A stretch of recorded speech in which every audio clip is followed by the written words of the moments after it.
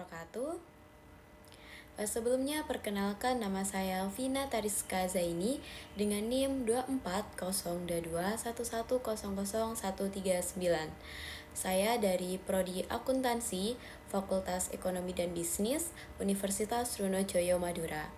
Di sini saya ingin mempresentasikan mengenai materi akuntansi untuk scrap atau sisa material dari penjualan dan nilai bersih. Sebelumnya, saya juga ingin mengucapkan terima kasih banyak kepada dosen pengampu mata kuliah akuntansi biaya kepada Bapak Dr. Sultan Syah, SE, MAK, CA. Dalam kesempatan kali ini, saya akan berfokus untuk menjelaskan materi akuntansi untuk scrap atau sisa material. Dapat kita ketahui, dalam proses produksi biasanya perusahaan itu seringkali menghasilkan scrap atau sisa material yang meskipun nilainya itu relatif kecil dibandingkan dengan produk utama. Walaupun nilainya itu relatif kecil, dia itu tetap memiliki nilai ekonomi. Jadi, scrap dapat dimanfaatkan melalui penjualan ataupun penggunaan kembali sehingga hasilnya itu dapat mengurangi biaya produksi atau bisa menambah pendapatan. Nah, dalam hal itu, pada akhirnya dapat membantu perhitungan harga pokok produksi secara lebih akurat dan dapat mencerminkan efisiensi operasional. Dalam akuntansi biaya sendiri, perlakuan scrap dibedakan berdasarkan signifikan nilainya. Nah, scrap yang tidak signifikan itu umumnya dicatat sebagai pengurang biaya produksi atau bisa dicatat sebagai pendapatan lain-lain. Sedangkan scrap yang signifikan itu dia perlu dicatat secara lebih terperinci dan disajikan terpisah dalam laporan keuangannya. Nah, hal ini penting agar informasi keuangan tetap relevan dan bermanfaat bagi manajemen dalam mengambil keputusan. Selanjutnya memasuki pembahasan mengenai scrap. Nah, pengertian dari scrap sendiri itu merupakan sisa bahan atau barang hasil proses produksi yang tidak lagi dapat digunakan dalam kegiatan produksi perusahaan. Nah, namun dia masih memiliki nilai ekonomis atau salvage value meskipun jumlahnya relatif kecil. Nah, bentuk scrap sendiri itu dapat berupa potongan kecil dari bahan produksi material yang rusak sehingga tidak bisa difungsikan dengan normal atau bagian bahan baku yang cacat akibat proses kerja menurut Kurniawan 2017. Nah, bahan baku sisa sendiri atau scrap itu biasanya terdiri atas serbuk atau sisa-sisa yang tertinggal setelah bahan baku utama ini diproses. Nah, bahan baku yang cacat itu tidak dapat digunakan maupun diretur ke pemasok dan bagian-bagian yang rusak akibat kecerobohan karyawan atau kegagalan mesin itu juga merupakan bahan baku sisa atau scrap menurut Perwanti 2024. Berikutnya ada prosedur dan praktik akuntansi terhadap scrap atau sisa material. Nah, yang pertama ada scrap sebagai penambahan pendapatan lain-lain. Nah, dalam prosedur yang pertama ini, jika scrap bersifat normal, hasil penjualannya itu dapat diakui atau dicatat sebagai pendapatan non-operasional. Perlakuan ini dapat meningkatkan laba bersih periode berjalan dan disajikan dalam laporan laba rugi sebagai pendapatan lain-lain.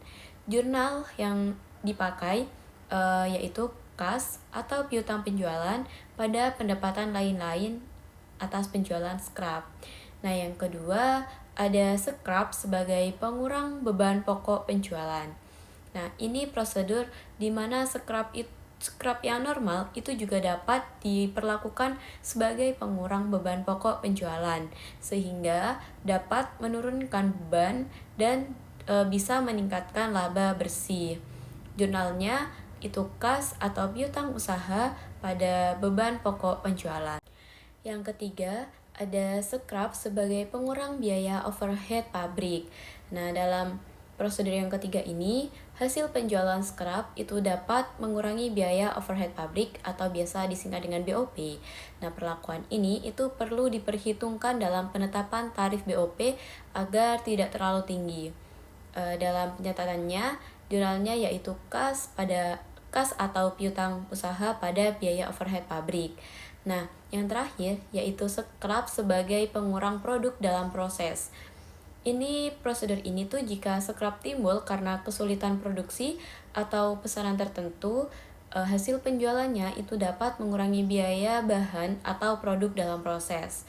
Untuk jurnalnya, kas atau piutang usaha pada produk dalam proses. Ada pula perlakuan akuntansi untuk scrap bernilai yang signifikan. Nah, jika sisa bahan ini tuh memiliki nilai jual yang tinggi dan jumlahnya itu signifikan, perusahaan pasti perlu melakukan pengendalian khusus seperti prosedur penyimpanan dan menunjukkan penanggung jawabnya.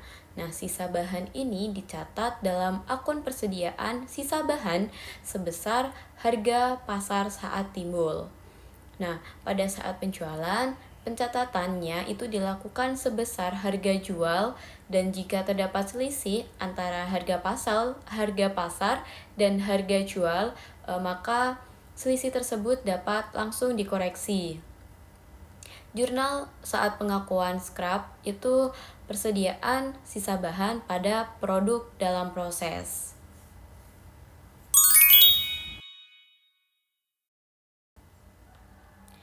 Selanjutnya ada contoh soal. Nah, dari contoh soal ini mungkin kita bisa sedikit belajar bersama-sama mengenai penerapan scrap dalam akuntansi.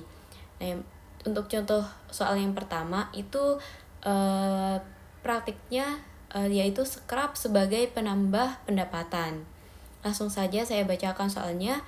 PT Suki memproduksi meja. Dalam prosesnya itu menghasilkan scrap kayu kecil yang ternyata dapat dijual dengan harga sebesar 2 juta. Dengan biaya penjualannya sebesar 200.000. Perusahaan memperlakukan hasil penjualan scrap sebagai pengurang biaya produksi. Hitunglah nilai bersih dari kasus tersebut serta ayat jurnalnya. Nah, untuk yang pertama kita mencari nilai bersih scrapnya terlebih dahulu. Nah, kita untuk mencarinya kita bisa dengan mengurangi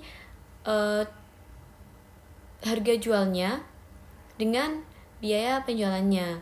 Sudah diketahui bahwa harga jualnya itu sebesar 2 juta dan biaya penjualannya itu 200.000. Kita kurangkan ketemu 1.800.000. Nah, jadi untuk nilai bersih scrap ini itu sebesar 1.800.000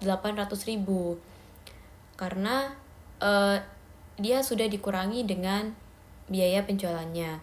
Nah, untuk ayatnya itu kas biaya penjualan pada pendapatan atas penjualan scrap. Nah, kasnya sendiri kita tulis sebesar 1.800.000 itu kita dapat setelah kita hitung tadi.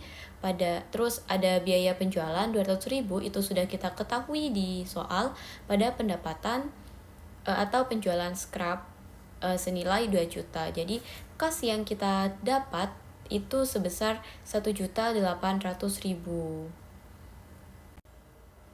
Selanjutnya ada contoh yang kedua yaitu praktik scrapnya sebagai pengurang biaya overhead pabrik.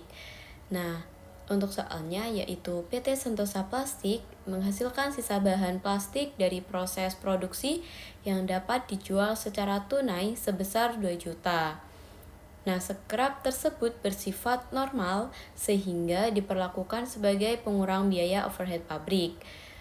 Buatlah ayat jurnal untuk mencatat hasil penjualan sisa bahan tersebut. Nah, untuk jawabannya sudah diketahui ya bahwa penjualan scrap tersebut dijual secara tunai sebesar 2 juta. Nah, dalam soal juga dijelaskan bahwa scrap ini bersifat normal dan diperlakukan sebagai pengurang BOP. Jadi, untuk jurnalnya bisa kas pada biaya overhead pabrik sebesar 2 juta. Jadi, kita mendapatkan kas atas penjualan produk sisa tadi sebesar 2 juta dan itu diakui sebagai pengurang overhead pabrik dalam soal tersebut. Jadi pada biaya overhead pabrik sebesar 2 juta.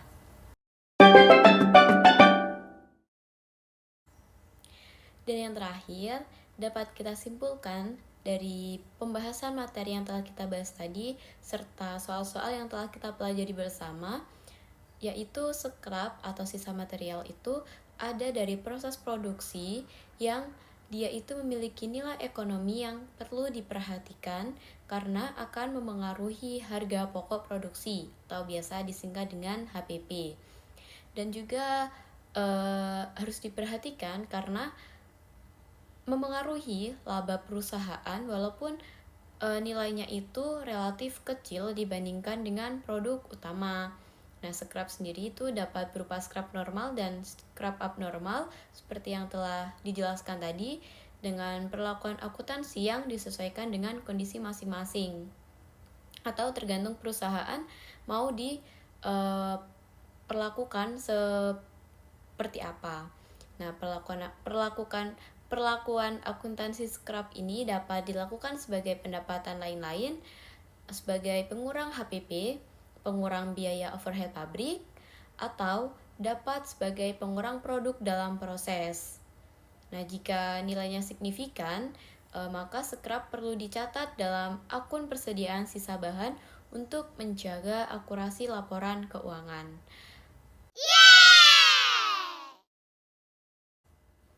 Demikian presentasi yang dapat saya sampaikan pada kesempatan kali ini.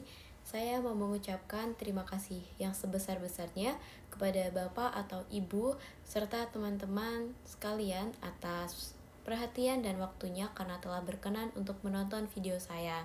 Di sini saya juga menyadari bahwa dalam penyampaian saya ataupun pembahasan materi masih terdapat keterbatasan dan kekurangan.